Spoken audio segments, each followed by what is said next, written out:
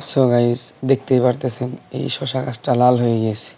শুধু এটাই নয়, বরং জানলার প্রত্যেকটা শশা গাছে এরকম লাল হয়ে গিয়েছিল।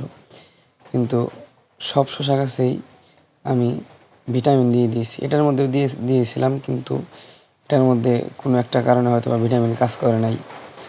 দেখেন, প্রত্যেকটা গাছই কিন্তু আমার লাল হওয়া থেকে সবুজ হয়ে যেতেছে, কিন্তু ওই গাছটা প্রবলেম রয়ে গেছে। আর দেখেন, ভাবছিলাম গাছ নষ্ট হয়ে যাওয়ার কারণ হয়তো বা এই কেলগুলো ময়লা থাকার কারণে, যার কারণে এই কেলগুলো অনেক ময়লা ছিল, পরিষ্কার করে দিয়েছি। এরপরে এটাকে ভিটামিন দিয়েছি। ভিটামিনটা হলো সাইনিল। এই সাইনিল গুলে এক ডুবের মধ্যে 1/3 ভাগ দিয়ে গুলে দিয়ে দিয়েছি। আল্লাহর রহমতে কাজ করতেছে। তো আমার বেগুন গাছও কলা গাছও আল্লাহর রহমতে খুব ভালোই, আপনাদের দোয়ায়। এই যে বটবড়ি দিয়ে দিয়েছি মাঝখানে, হয়ে গিয়েছে অলরেডি।